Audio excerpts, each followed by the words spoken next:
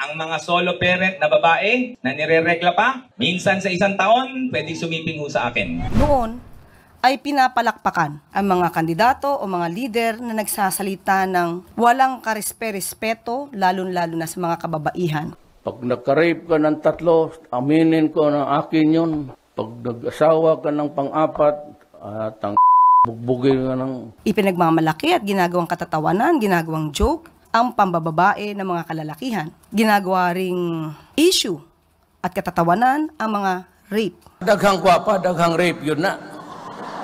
Hindi po dapat nagawing idolo ang mga ganitong klaseng tao.